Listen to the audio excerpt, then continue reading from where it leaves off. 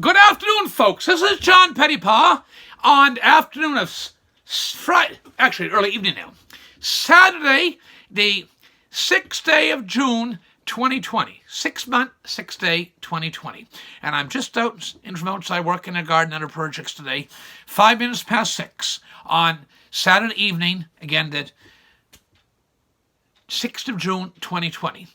And I was always warned not to use, and please bear with me, I was always warned not to use foul language, because somebody said, you have a little bit of a salty tongue in you sometime, John. News to me. Anyway, no foul language. I'm quite proud of myself. I think we're up to 49 or 50 YouTube videos so far in this wonderful medium to reach out to all you fantastic folks out there. And I never have used foul language, nor do I ever intend to. But this evening, I am pissed. That's not a big four-letter word, but I'm pissed. There was a piece and bear with me, I might go on a bit here. I'm in Tracadie, Antigonish County, Nova Scotia. My mother was born in the United States of America, Walter. My father is Nova Scotian of French-Acadian descent. Small community and lovely, beautiful community. I can see Cape Breton there. I feel close to heaven when I can see Cape Breton. There's no ums, it's about that. And I'm dirty. I've brushed my teeth today. I've washed my hands several times, but I haven't shaved or showered or shampooed yet because I don't have to work outside. Tomorrow's Sunday. Anyway, there's a piece in yesterday's paper, the Provincial Daily. I think you can see it here. Farm labour not good for students, says group. I repeat, farm labour not good for students, reads the paper on Friday morning, the 5th day of June. Now, to be fair to say, the little twerp that said it, it says farm jobs good for students now, says group. The group has collectively decided overnight they had a revelation. A revelation. Probably had so many people finding they're not going to send their grandkids to this university, Acadia, which is normally a good Baptist university, but universities changed. St. X was a wonderful Catholic university, and nowadays sometimes you wonder it's about as secular and unchristian as some of those universities out in California or the State University in Beijing, China, where the mention of God and religion's forbidden, or they'll send you out to re-education camp or something. Anyway, traditionally, I want to point out, Acadia had been a very good Baptist university, but unfortunately times changed, and that's the group that it came from.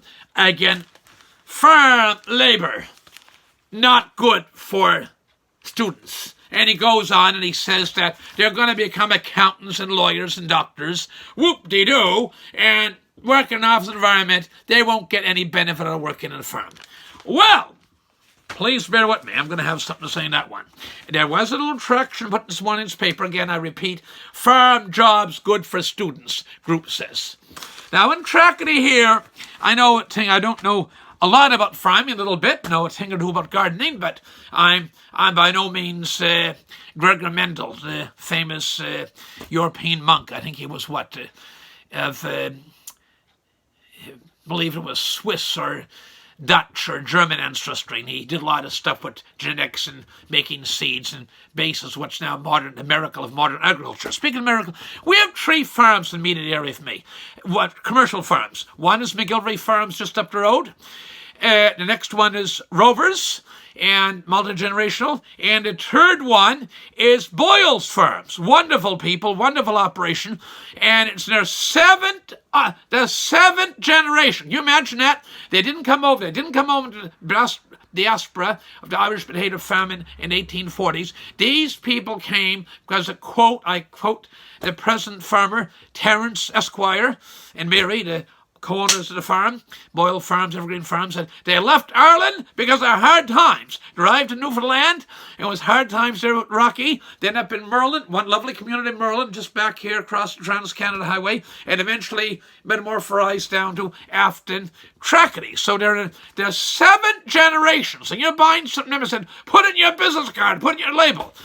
When you go and buy something at the Mabo Farmers Market, when you buy something at Farmers Market, Anakin Ayrshire, or at their shop or online, whatever, you are dealing with an operation that's had 7 generations of people farm that land. That is a remarkable accomplishment, and I applaud them.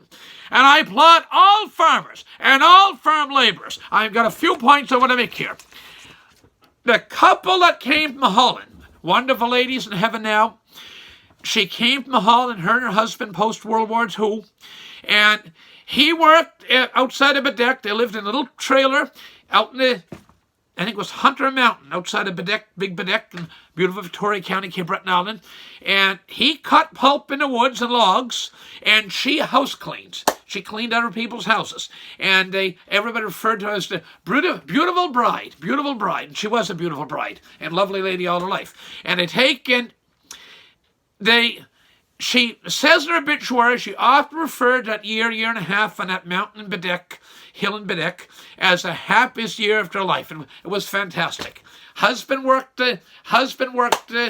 cutting pulp and logs and firewood, and she worked as a domestic, helping out clean people's homes. Physical labor. And they went on to build a very substantial enterprise that the priest went through, visited their house in Princeville one time and said, Henrietta Gertrude, your operation to Princeville, West Bay Road is like the pulp mill is, paper mill is to Roxbury. And she was said, Dankie well, that's Dutch for thank you. She was a very modest lady, the whole family was modest people, very kind, good Christian people, and she was so pleased the priest pointed it out. There's a lady that escaped communist Czechoslovakia, and they were of some prominence in this case in Czechoslovakia. They escaped with their clothes on their back. Hitler invaded Czechoslovakia, now known as the Czech Republic and Slovakia, but then known as nation Czechoslovakia. And Eva came over.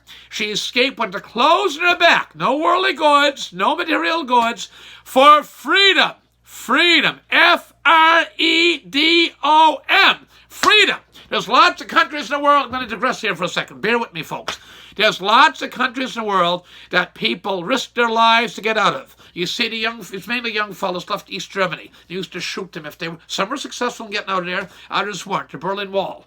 Okay, they'd leave, they'd shoot them, they'd die, they'd leave them for, tragically it's sad to say, they left them on the barbed wire for the buzzards or eagles to get at the hawks and birds, to show an example not to try what they've done. But they kept trying. There's people. Elian Gonzalez left communist Cuba. His mother gave her life to get Elian to Florida. And you've seen what that Clinton guy did, and Janet Reno. Wasn't good. But anyway, Elian Gonzalez's mother gave in early 2001, gave her life to get him across the Florida Straits to Florida and freedom. Lots of countries in the world that people risk their lives to get into. There's a couple of countries in the world that people risk to get out of. I misspoke. Get out of. Communist Cuba, East Germany, Russia, China, North Korea. There's a few countries in the world, two come up mind. Canada. Even a colder climate, hard to come here by boat. People risk their lives to get into Canada, and rightly so. We've had people land in Nova Scotia some years ago, my beloved province, Nova Scotia. And speaking of my beloved United States of America. People risk their lives to get to America. So America, Nova Scotia, and Canada, people risk their lives to get into. Anyway, back to my team here. This lady, Eva, arrived in Montreal. There's a single lady, and she worked on a farm, and she milked cows. She had what did she do? I think she could speak 7 languages and read 5. German, Czech, English, French. She could read 5 languages and speak 7. Remarkable. But she worked on a farm. She escaped with her freedom to Canada, and they went on to build, her and her late husband and their daughters and all their wonderful workers, built a very substantial nursery stock business in Ontario. We think of Lawrence Welk. I mentioned him in my Farmer JP series 4 or 5 weeks ago. And I mentioned that Lawrence Welk, North Dakota. Lawrence Welk said, I know there's rules on child labor, but he said he remembers the sun in his back in the fields of North Dakota and the wind in his face, and he was doing that to repay his father for his first accordion. Famous Champlain music, and Lawrence Welk was famous for his accordion and lovely smile and his determination. He said, when you deny people physical work, you're denying them something that's integral in making character. John Pettipas needs physical work. You, the viewers, lady across the road, lady down the street, fellow across the road, we all need some physical work. We think of the Van Vonderens at Bayfield, the late Dick and Victory Van Vonderens, had come up and see the farm. So we don't have a car medicine. So one Sunday after, we'll come and get you. One Sunday afternoon after Mass. So we're going to come down and take you up to see the farm. And I can remember the late Vicky Van Vonderen, big steel vat of milk, stainless steel. And she was so proud, she'd clean it out in between the pickups every 2 days, I think it was at that time, for the milk. And how their bacteria level was so low because they got a prize for having such pure, lovely milk. Dick and late Richard Dick, they call him, and Victoria, they call her Vicky. And speaking of Vicky, I know of a very hard-working cabinet minister and his wife. She came from a family of 15, so she was no only child. And I was telling a story the other day how I'm against them giving up money without having to work. And I says, can you milk a cow? I used the example of a lady came from Czech Republic to milk cows. And said, yes, actually, John was a 10-year-old girl. Her brother showed her to milk a cow. Once she got 11 and 12, they were off to high school in Guysborough, and she was at local school, elementary school, and she milked the cow herself. With 15 kids in the family, 5, 10, 15, you couldn't buy milk at the store. You had to have your own cow. So this lady, I said that she's the 12th of 15 kids. And I said, does the premier know that your husband, his wife, is the 12th of 15 kids? He's the 12th of 17. Yes, he does. So Steve McNeil, the premier of Nova Scotia, is the 12th of 17 kids, and Patricia's the 12th of 15. Anyway, back to the thing. Hard work. Hard work. Work is not a four-letter word, and most of your viewers know this in spades. And I thank the fellows in Jamaica and Barbados and Mexico. I say thank you in English, merci, thank you in French, dankjewel, thank you in Scotch. We say grazie, thank you in Spanish and Italian. We say tapalet, which is in Gaelic. I can say wadowling, which is in Micmac. I can say it in German. Okay, Duncan should.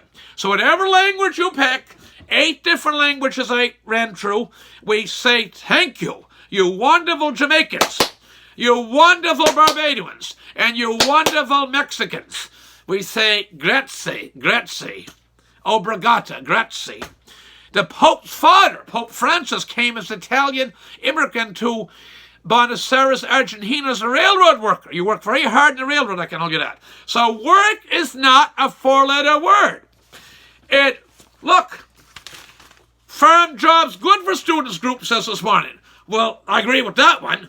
Damn right it's good for work. Oh, another four-letter word. But I better watch my mouth here. Oh, been censored. And John Geet, Edmonton, you told me I'm that wonderful fellow, fantastic hard worker. He told me, John, you should be more fiery. Okay, well, tonight I'm going to say, is this fiery enough for you? Anyway, with that, I want to thank all the farmers. I want to thank all the people that labor in the fields or labor in any type of labor. All labor is glorious. All manual labor puts food on our table. And speaking of food on the table, I haven't ate supper yet. I'm breaking the cardinal rules. I haven't washed before I ate. I'm a little bit ticked off right now because when I'm reading the stuff in the paper last 2 days, and I always made a rule not to do a video when I'm angry. I've sincerely made that rule not to do a video when I'm angry, and I'm hungry, and I get dirty when I'm dirty, but I'm hungry. It's hard to smile as much when you're hungry. Let's say I'm dirty, but I'm already dirty, physically dirty right now, but it's hard to smile as much when you're hungry.